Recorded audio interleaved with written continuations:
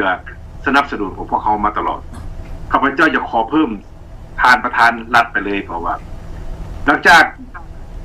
ที่มีการเคลื่อนไหวอยู่ที่ประเทศออสเตรเลียแล้วก็ได้รับเอกสารต่างๆที่ส่งไปบังแนะนำลักษณะบังคับให้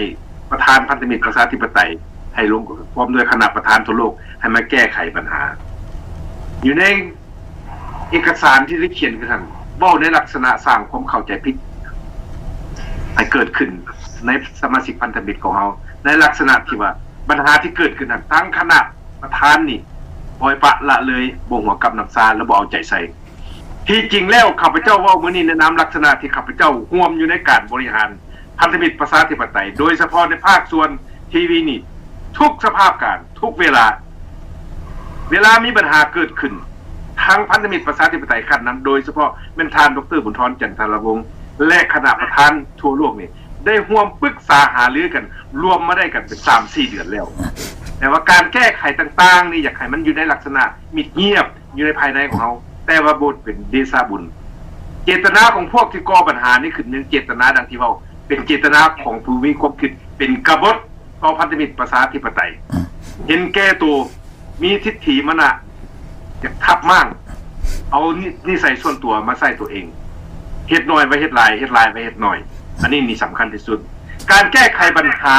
ของปัญหานี่น่ะเป็นปัญหาน้อยๆทานผู้ชมทางบ้านของเขาทานสมาชิกอยากแสงทั้งหลายผู้ที่มีความจงรักภักดีและมีรักมั่นจงรักภักดีต่อพันธมิตรประชาธิปไตยพวกเขาได้แก้ได้ประชุมกัน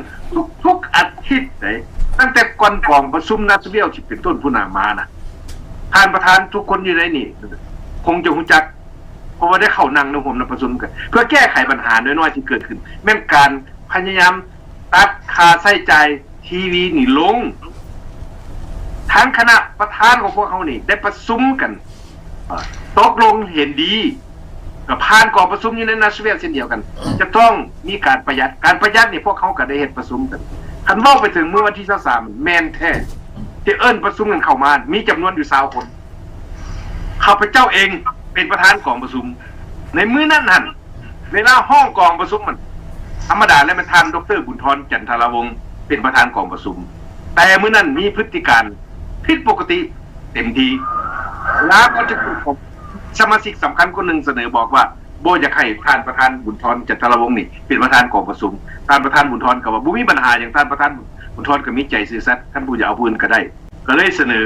เอาบุคคลผู้นึงอีกสมาชิกสำคัญจากประเทศแคนาดาแต่ไม่ได้ถือต่อต้านอย่างท่วมท้นจากเอาคนอันนี้นี่แม่นบ่อันนี้ผมจริงมันอยู่หันข้าพเจ้าเองได้เป็นที่ประธานของกองประชุมเปิดโอกาสให้ผู้ที่เข้าประชุมจำนวน20คนนั้นออกผมคิดก็เห็นอย่างเต็มเม็ดเต็มหน่วยนี่เป็นเอกภาพกันว่าเขาจะต้องตัดค่าใช้จ่ายทีวีลงอันนี้บ่มีการคัดครองอย่างมันแต่อยู่ในที่นั้นบ่มีการเสนอยุบทีวีของแคลิฟอร์เนียอันนี้ไม่เป็นการสวยโอกาสของกลุ่มของคนบางที่เอิ้นกันเข้ามาแล้วตีราคาไปในลักษณะที่ว่าจะทำลายในจำนวน20คนนั้นข้าพเจ้าถามเช่นเดียวกันบอกได้อธิบายเช่นเดียวกันบ่แม่นบ่ทุกคนได้เห็นพร้อมเด้ให้ยุบทีวีแคลิฟอร์เนียการบ่ให้ยุบทีวีแคลิฟอร์เนียนี่ก็มีเหตุผลหลายแนวเนื่องจากว่าทีวีแคลิฟอร์เนียหันท่านแสงจินดาไลก็ได้เฮ็ดเวียกมันโดนแล้วก็อยากขอให้หมู่มีการช่วยเหลือจึงได้เปิดอาแลนตาขึ้นทีวีอาแลนตาขึ้นซอยกันเสนอให้อาแลนตารับผิดชอบ7มื้อแต่อาแลนตารับผิดชอบบ่ได้รับได้แต่3มื้อเมื่อเป็นจังซั่นแล้วทางคณะประธานนั่นรับเอาคำตอบดังกล่าวของดังกล่าวนี้มาประชุมกันหลังจากประชุมกันมื้อวันที่23มื้อวันที่23มันคณะแต่งตั้งจำนวน20คนนั้นแม่นคณะอนุกรรมการไหนบ่แม่นคณะกรรมการตัดสินชี้ขาดปัญหาของพันธมิตรเพื่อประชาธิปไตยอันนี้อยากให้ท่านสมาชิกพันธมิตรของเขาเนี่ยท่านที่ผู้ชมที่ที่ผู้ที่สนใจเรื่องข้อความดังกล่าวอันเหตุการณ์ดังกล่าวนี้เกิดขึ้นให้รู้จักเข้าใจอย่างจะแจ้งพวกนี้มันถูกแต่งตั้งให้รับผิดชอบพิจารณาบริหารเรื่องทีวีนี่หาทางแก้ไขหน่วยลงพวกประเทศ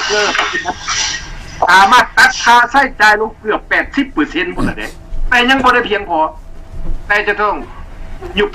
สถานีแคลิฟอร์เนียเมื่อสภาพการดังกล่าวนี้มันเกิดขึ้นทั้งคณะประธานซึ่งเป็นผู้เอารับผิดชอบอันสูงสุดจึงได้ตกลงกันว่ามันเป็นไปบ่ได้เพื่อว่าอย่างแคลิฟอร์เนียที่ซานปัจจุบันท่านแสงกินอะไรที่ได้เกิดปัจจุบันมานี่ก็เป็นสถานีที่มีคุณภาพมีการวิจารณ์แตะต้องวิจารณ์วิจัยการนำสภาพการต่างๆอยู่ในสปปเรามาเดือนนั้นได้รับความนิยมสูงได้รับความเชื่อมั่นจากเพื่อนสมาชิกและท่านผู้ชมทั่วโลกได้ทางคณะประธานจึงได้สั่งฟ้าผลได้ผลเสียปิดแคลิฟอร์เนียบ่หรือว่าสิปิดแคลิฟอร์เนียกับแคลิฟอร์เนียไม่ดีมันมีผลประโยชน์อย่างผลประโยชน์อันได้นี้ประโยชน์เก็บแคลิฟอร์เนียไว้มันสูงกว่าที่ว่าการว่าเราประหยัดหรือว่าเอาเข้ารวมเข้าไปเป็นสถานีเดียวกันอยู่อันต่างอันนี้เป็นเหตุผลต้นต่อกันบ่ได้ตัดสินว่าสิแม่นปิดไหนแม่นมีการช่วยโอกาสของคณะทางพุทธที่เขาร่วมกองประชุมบันทึกกองประชุมในเมื่อวันที่23มันแม่นผู้นึงอีกถึกเดซิเนตให้บันทึกกองประชุมแต่ว่าเพราะคนได้เห็นแม่นผู้นึงอีกเขียนออกมาแล้วก็ลายเซ็นพร้อมโดยที่ได้มีการบิดเบือนอยู่แน่เพื่อสร้างความผลเลยเกี่ยวกับการบริหารประเทศหลังจากนั้นเป็นต้นมา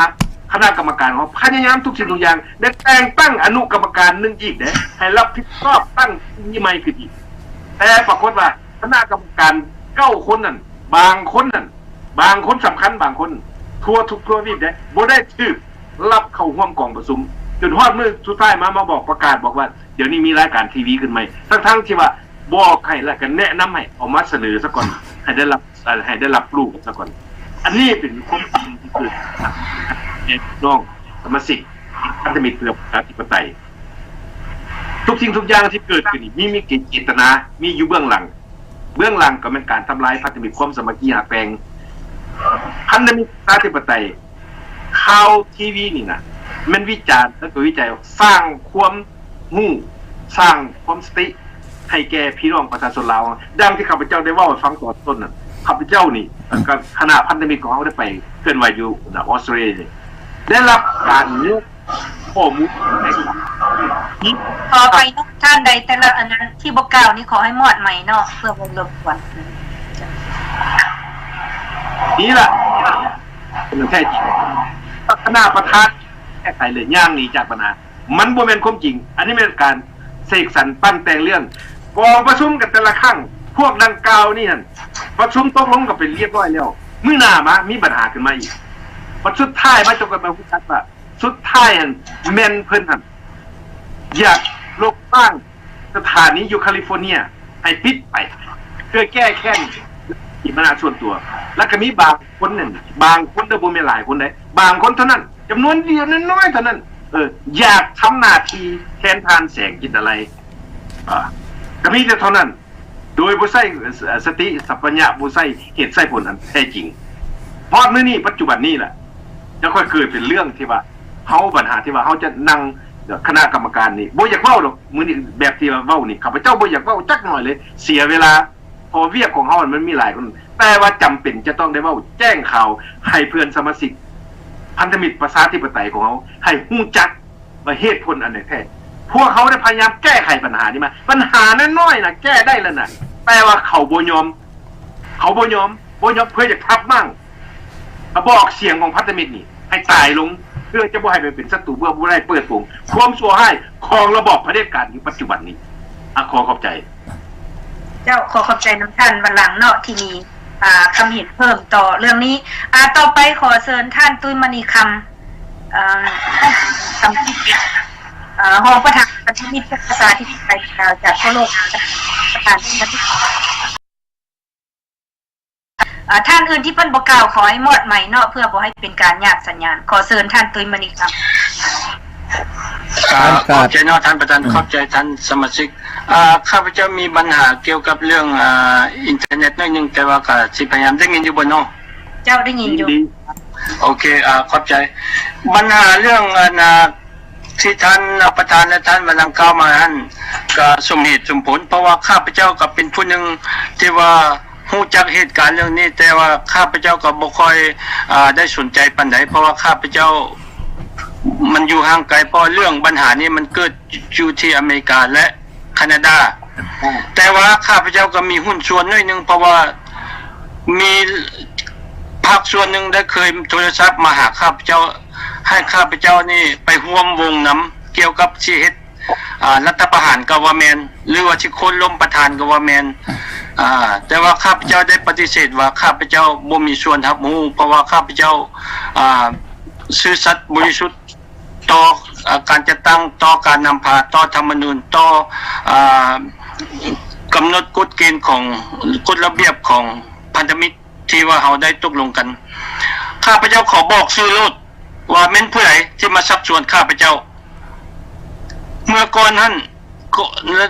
ตั้งแต่เดือน8มาหาเดือน12ข้าพเจ้าขอบอกโลดว่าปีกายนี่ผ่านท้ายปีกายข้าพเจ้าบ่สบายปานใดข้าพเจ้ามีโอกาสอยู่บ้านแล้วก็มีโอกาสที่ว่าคนมาติดตามข้าพเจ้าเนาะทั้งที่ว่าข้าพเจ้าซื้อปิยนต์และสิไปประชุมอยู่อิสติโมกแต่ว่าปิดไปบ่ได้ก็เลยโมฆะมีแต่ทานบัลลังก์ผู้เดียวเรื่องนี้ข้าพเจ้าก็บ่รู้จักดอกเพราะเรื่องนี้เกิดขึ้นในแมนอยู่ที่ภาคส่วนอเมริกาและแคนาดาแต่ว่าข้าพเจ้าถูกดึงเข้าไปรวมแล้วข้าพเจ้าบ่รู้จักสาเหตุว่าต้นตอมันเป็นหยัง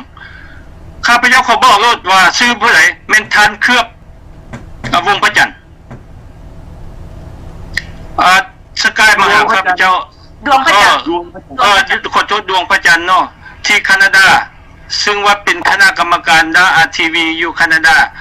ข้าพเจ้าก็บ่เคยรู้ว่าเหตุเจตนาของเพิ่นแม่มาชักชวนข้าพเจ้าว่าแนะนำให้ข้าพเจ้าจะไปร่วมวงว่าท่านประธานพันธมิตรนี่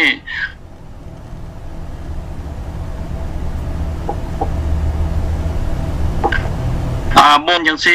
แล้วจะแนะนำให้ข้าพเจ้าไปอบรมกับท่านวัลลังให้ท่านวัลลังเพิ่นเสนอให้ท่านวัลลังแต่งตั้งให้ท่านวัลลังเป็นประธานแทนท่าน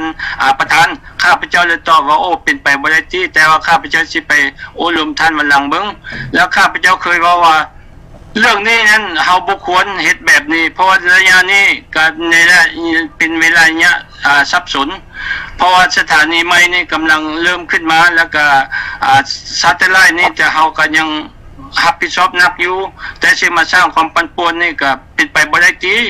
ครับข้าพเจ้าเนี่ยให้รอท่าไปฮอดมือเลือกตั้งก่อนแต่อยากเป็นไปสมัครตอนนั้นมันถูกต้องตามกฎหมายถูกต้องแล้วกาจิบุมีไผต้องตีพวกเขาเนาะ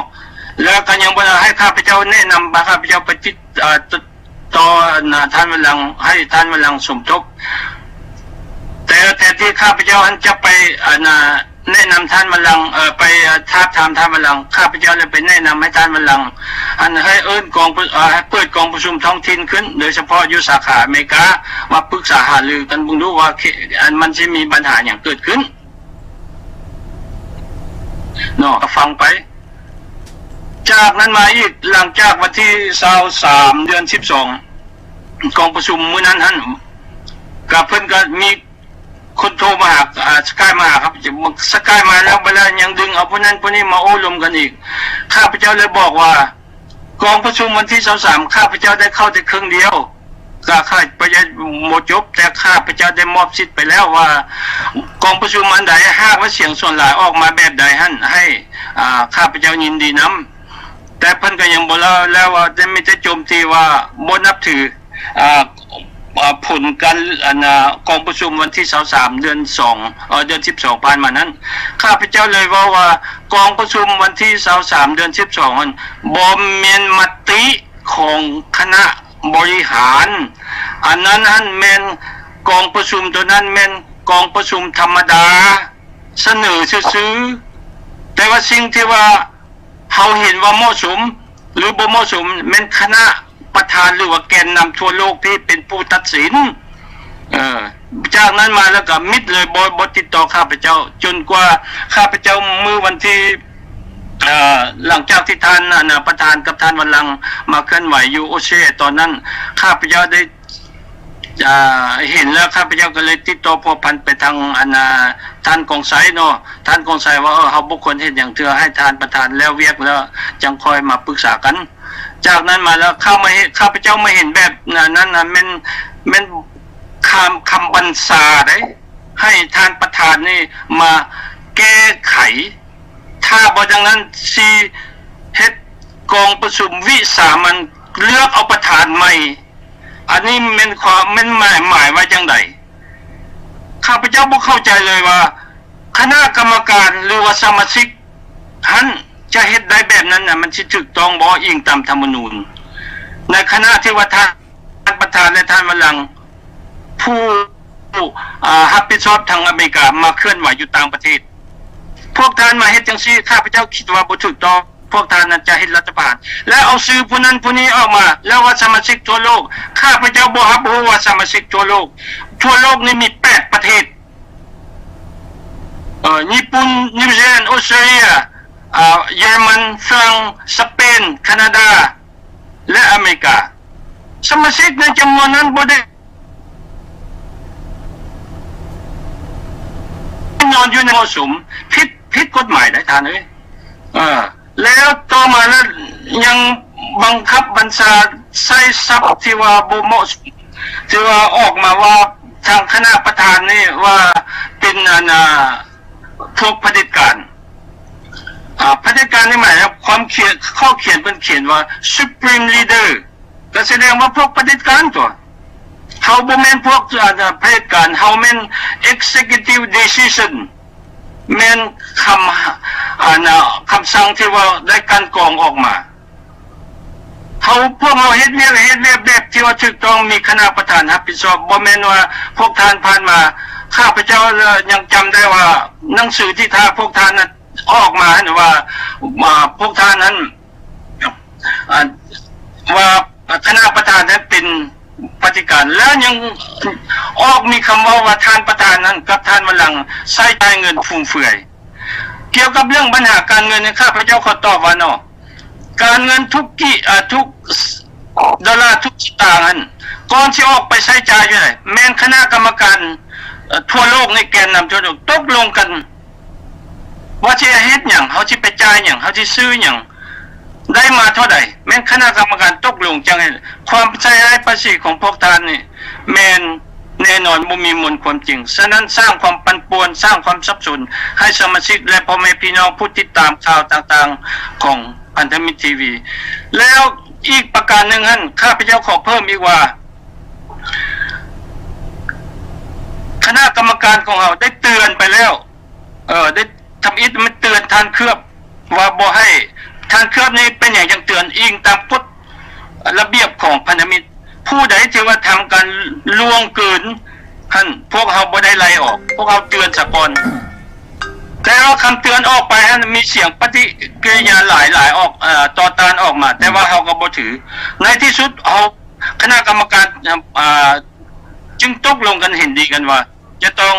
เฮ็ดหนังสือไล่พวกเกี่ยวออกแต่ว่าหนังสือที่ถึงท่านหรือบ่นะครับพระเจ้ายังบ่ฮู้เถื่ออันนี้เป็นปฏิการของท่านครับหลวงพระจันทร์อันนี้ให้พวกท่านนั้นเข้าใจได้ท่านพ่อแม่พี่น้องหรือว่าสมาชิกทั้งหลายพวกคณะกรรมการหรือว่าคณะแกนนำของพันธมิตรนี่มันยังซื่อสัตย์สุจริตต่อการจัดตั้งต่อท่านประธานดร.บุญธรต่อรัฐธรรมนูญต่อสมาชิกต่อหน้าที่พวกเขาบ่ได้คอนแคนคือกับดังพวกที่ว่าข้าพเจ้าขอจะเว้าได้ว่าพวกขบฏก็ว่าแม่นบ่แม่นพวกรัฐประหารนะพวกขบฏเด้ออันนี้ความเป็นจริงมันเป็นแบบนั้นข้าพเจ้าขอเพิ่มจังซั่นแต่ว่าให้คิดตองเบิ่งว่าแม่นไผผิดไผถูกพวกเฮาบ่เคยโจมตีไผพวกเฮาบ่เคยเว้าตำสาความหยาบช้าให้ผู้ใดเฮามีหน้าที่เฮ็ดเวียกก็แท้ว่าเฮ็ดเวียกเพื่อประชาชนเพื่อชาติบ่ได้มื้อนี้ก็ต้องมีมื้อใดมื้อนึงมันก็ต้องมีเปลี่ยนแปลงมีการเปลี่ยนแปลงถ้าเฮาบ่เฮ็ดป่าเชได้เอาดังท่านประธานกับท่านบัลลังก์มาเคลื่อนไหวสำหรับคนลาวจะต่อสู้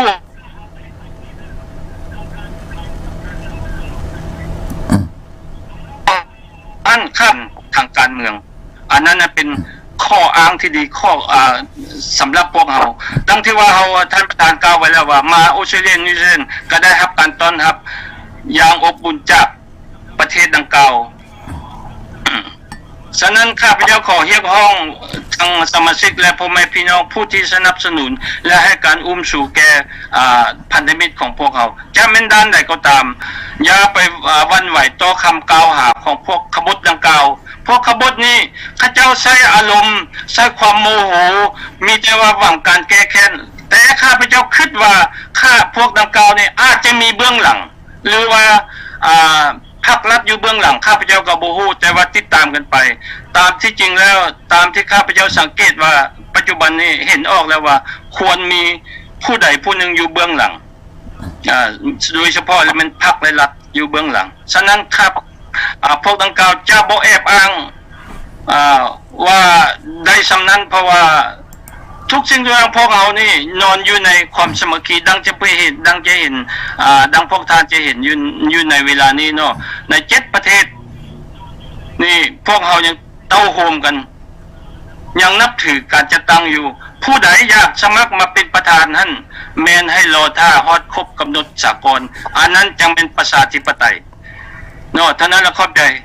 ถ้ามีปัญหาอย่างข้าพเจ้าเพิ่มเติมได้ท่านประธานขอขอบใจน้ำท่านตุ้ยมณีคำท่านประธานขอโทษท่านแสงบ่ได้ยินเสียงเด้อท่านพิธีกรบ่เดียวเสียดายแต่บางตอนอินเทอร์เน็ตบ่ดีเนาะท่านตุ้ยขอโทษเพราะว่าท่านชิดอยู่อารันตาเพิ่นจะขอเพิ่มท่านตุ้ยเดี๋ยวนี้นะเพิ่นอยู่ในสายแล้วเดี๋ยวนี้อนุญาตโทรศัพท์หรือว่าสกายเนาะโทรศัพท์เพิ่นอยู่ในสายเดี๋ยวเพิ่นสิเว้าเด้ขอเชิญจ้ะโอเคเชิญเลยเด้อท่านชิดเด้อฮัลโหลสบายดีสบายดีเชิญเลยเชิญเลยโอเคต่อเลยเนาะเจ้าโอเคสบายดีข้าพเจ้าจิตพักใจที่ไรเนาะจากแอตแลนตาอยากจะขอเพิ่มเติมเล็กน้อยแล้วก็ขอสบายดีดร.ปุทรและก็คณะประธานต่างๆทั่วโลกเนาะพอเนี่ยได้แล้วท่านได้บอกมาแล้วเนาะเรื่องสิ่งต่างๆเลยครับข้าพเจ้าจะขอเพิ่มเติมหน่อยนึงเนาะสิ่งที่ว่าจะเว้านี่นะเพราะว่าข้าพเจ้านี่ได้นั่งอยู่ในประชุมของแต่ละคน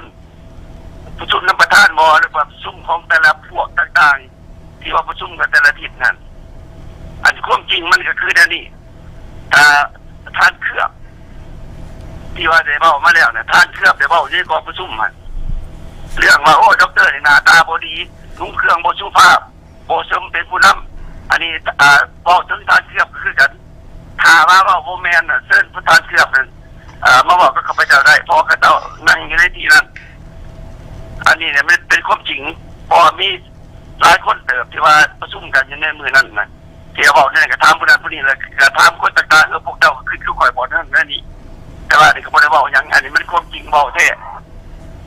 แล้วก็อีกเรื่องนึงแต่บ่แม่นกองประชุมตอนเดียวกันกองประชุมเตือนใหม่เรื่องการอยากคนล้มประธานนี่ได้มาว่ากันว่าที่เนี่ยแยกตัวไปตั้งบอลใหม่ไปตั้งทีมใหม่และมีผู้ที่บอกว่าไปตั้งทีมใหม่น่ะบ่ได้เพราะประธานชื่อเสียงของประเทศมันกว้างไกลแล้วมันขึ้นไปหาสหประชาชาติแล้วเขาต้องเอาชื่อ ADL นี่ไว้และมีผู้แนะนำโอเคแล้วก็บ่ทันเว้าชื่อผู้ใดเป็นผู้แนะนำมันอย่างผู้สำคัญของภาษาที่ว่าแนะนำเขาเจ้านั้นพวกเขาต้องมาโหวตเอาท่านประธานนี่ออกแต่ถ้าผู้ใดว่าบ่แม่นนะมาบอกกับข้าพเจ้าได้เพราะว่าข้าพเจ้านั่งอยู่ในที่นั้นและก็ทุกคนเนี่ยต้องให้เข้าใจเด้อเพราะข้าพเจ้ามีเครื่องอัดเบิดแต่อย่ามาตัวเพราะข้าพเจ้าอัดไปเบิดทุกคนเที่ยวเอาแต่ละเทื่อประชุมมันอันนี้ถ้าผู้ใดสนใจหรือว่าอยากประหารพวกข้าพเจ้าเคยบอกตลอดเวลาบ่ให้ประหารส่วนบุคคลข้าพเจ้าเฮ็ดนี่ลงทุนใช่เด้อ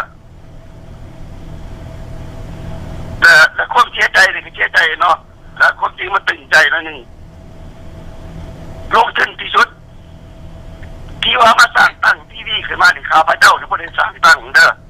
พวกทานมาขอห้องสร้างตั้งและข้าพเจ้านี่ตั้งมั่างเงื่อนนี่นะไม่ใช่ออฟฟิศนะลงทุนเป็นหมื่นนะแต่ป่านนี้พวกเจ้าบ่มักแต่สมัยยืนนั่นยืนนี่ขึ้นไปจากยุคขึ้นว่าเฮาจะออกกายบ่ได้พวกท่านขึ้นผิดเด้อข้าพเจ้านี่ก็สู้สุดขาดแต่เงินสำนี้กันแล้วพวกเจ้าก็เฮ็ดได้ถ้าว่าจะเฮ็ดตัวเองนะต้องออกทีวีนะเฮ็ดผู้เดียวก็ยังได้ ข้าพเจ้าเนี่ยเข้าใจก่อนที่ว่าเขียนหนังสือบอกว่าสิถ้าประธานวิษณุบ่สิเอาเครื่องกลับคืนน่ะข้าพเจ้าบ่ได้โง่ผู้จักกับพวกท่านสิยึดแต่ข้าพเจ้าซื้อเครื่องมาเตรียมเรียบร้อยแล้วอันนี้ขอให้พวกเจ้าเข้าใจคือนั้นถ้าว่าเอาสู้กันนี่ก็ได้สู้สุดขาดคือกันอันนี้ขอบอกเท่านั้นแล้วก็ขอ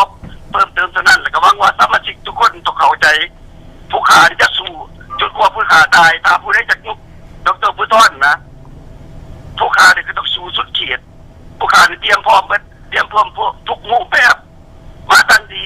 เหตุดีธรรมะตั้งง่ายเหตุง่ายอันนี้ขอให้ทุกคนเนี่ยเข้าใจแต่ก็มีคนเสียใจอาจจะขอบอกเท่านี้ล่ะขอบใจโอเคเจ้าขอบใจนำท่านสิทธิ์ที่ว่าเป็นเทคนิคของทีวีพันธมิตรพวกเฮาที่แอตแลนตาเนาะเป็นเทคนิคข่าวทีวีที่ตั้งกันขึ้นมาแต่ผู้หลัก2015พุ่นเนาะเพิ่นก็มีความจริงจังโดยเสียสละอันสูงส่งที่สุดข้าพเจ้าก็ขอย่องยอสรรเสริญทางสิทธิ์แก้ววิไลที่เป็นผู้ที่ยืนอยู่ในหลักความเป็นธรรมความเป็นจริงมีหลักมั่นที่แน่นอนยืนอยู่ในหลักการต่อสู้บ่ได้ลอยไปนำพวกกระบอกที่ปองสิอยากทับมางคณะประธานพันธมิตรพวกเฮาหมายว่าต้องการอยากทับมางพันธมิตรพวกเฮาข้าพเจ้าก็แสดงความเสียใจนำพวกเพิ่นเนาะรู้สึกเสียใจที่หลงให้ความใบเนื้อเสื้อใจแก่ท่านเคลือบดวงพระจันทร์เนาะหากมาเฮ็ดเวียกอยู่ในพันธมิตรเฮาบ่พอเท่าใดคิดว่าเพิ่นเป็นผู้ที่มีเหตุมีผลจริงจังซันดอกในเมื่อพวกเราเสื้อใจแล้วบ่ต่างหยังกับเลี้ยงหมูเลี้ยงใหญ่ขึ้นมาสิมากัดเฮาอันน่ะข้าพเจ้าก็ยังบ่ฮู้เนาะว่าท่านเคลือบดวงพระจันทร์นี่นะมีความสามารถแม้แต่ทางใดยังบ่เคยเห็นจัดกองประชุมระดับสากลอยู่ใส่จักเทื่อบ่เคยเห็นเดินทางออกจากประเทศแคนาดาไปร่วมเวียกงานภารกิจสากลอยู่เจใดเอาความสามารถอันใดสิมากล้ามาเฮ็ดกบฏต้องการทับมางข้าพเจ้าในนามเป็นประธานพันธมิตรนี่ข้าพเจ้าบ่คิดว่าอยากเป็นดอกแต่ในเมื่อสมาชิกเลือกข้าพเจ้าก็เอาความรับผิดชอบรับใส่สมาชิกพันธมิตรรับใส่พ่อแม่พี่น้องเราแต่ผู้ใดอยากมาเป็นประธานแทนข้าพเจ้านี่ต้องสร้างผลงานของท่านแต่ลุ่มนี้ขึ้นมาให้เห็นเด้อให้มันเก่งก่อนข้าพเจ้านี่สมาชิกเลือกเอาครบ4 ปีหั่นนะถูกเลือกขึ้นมาจึงค่อยมาสมัครแข่งขันเลือกตั้งบ่แม่นสิมาเฮ็ดแบบกำหนดมาชอบทำลายภูเขาเฮ็ดเวียกการต่อสู้ทางเว้นทางคืนทางอิฐทั้งเมื่อ 7-8 ปีมานี่มันบ่แม่นน้อยไดอย่าหาสิมาใหม่ๆนี่เบิ่งผลงานภูเขาเฮ็ดแดอย่างน้อยต้องขึ้นเห็นประชาชนพวกเขาเจ้าหวังดีต่อการต่อสู้ถ้าจะมาทับมังท่านบ่แม่นสิคิดว่าสิ่งที่ท่านเฮ็ดมันถูกเด้อสิ่งที่ท่านเฮ็ดนี่ท่านกำลังขุดขุมฝังท่านเองขุดขุมฝังผลงานของท่านเองที่เฮ็ดผ่านมาคุดคุมฝังความไม่เนื้อเสื้อใจที่พวกเราเคยเสื้อใจพวกท่านเคยเสื้อใจท่านเคลือบดวงพระจันทร์ข้าพเจ้าก็รู้สึกเสียใจเนาะบ่นึกบ่ฝันได้ว่าเพิ่นสิรับหลังข้าพเจ้าเว้าอยู่ทางหน้าคือเว้าดีเนาะน้ำหลังได้ยินท่านสิปาแก้ววิไลจึงค่อยรู้ว่าเพิ่นมีแผนปองทั้งหน้าเว้าดีทั้งหลังเอามีดแทงทั้งหลังข้าพเจ้าอันนี้ขอขอบใจน้ำท่านสิปาแก้ววิไลที่แจ้งข้อความเป็นจริงที่ได้ยินข่าวมาในนี้เนาะขอบใจต่อไปขอเชิญท่านคำบาลอนนทิเสนรองประธานพันธมิตรเพื่อประชาธิปไตยในลาวจากทั่วโลกและทางเป็นประธานพันธมิตรเพื่อประชาธิปไตยในลาวจากประเทศแคนาดาขอท่านมีคำเห็นต่อปัญหาดังกล่าวเปิดไมค์ขึ้นเด้อท่านคำบาลครับท่านอื่นที่เพิ่นบ่กล่าวขอให้มอดไมค์ไว้เนาะก่อนอื่นข้าพเจ้าขอขอบใจนำทานดร.บุญธรจันทรวงศ์ปีเซอร์ประธานพันธมิตรประชาธิปไตยในลาวที่ให้โอกาสข้าพเจ้าได้กล่าวเกี่ยวเรื่องสภาพสภาพเป็นอยู่ของพันธมิตรของพวกเขาแต่ว่าเรื่องนี้ข้าพเจ้าขอกล่าวเป็น2 ภาคส่วนหนึ่งข้าพเจ้าขอกล่าวเกี่ยวเรื่องการจัดตั้งของพันธมิตรของพวกเขาอันการภาคส่วนที่2ข้าพเจ้าอยากขอถามสบายแล้วก็เฮียบห้องถึงสมาชิกพันธมิตรประชาธิปไตยที่ประเทศแคนาดาถึงบาข้าพเจ้ารับผิดชอบแล้วว่าอันนี้นี่มันแม่นแผนการของพวกฝ่ายตรงกันข้ามเด้อฝ่ายตรงกันข้ามนี่แปลว่าจับเอาผู้ใดผู้หนึ่งของคนเฮานี่เข้ามาก่อกวนทับอยากทับมั่งบ่แม่นแต่อยากทับมั่งดร.บรอนผู้เดียวอยากทับมั่ง ท่านบาลังผู้เดียวหรือว่าทับมั่งท่านจังเป็นอะไรอยากทับมั่งพันธมิตรของพวกเราให้มันสลายไปอย่างนี้ความหวังของพวกฝ่ายตรงกันข้าม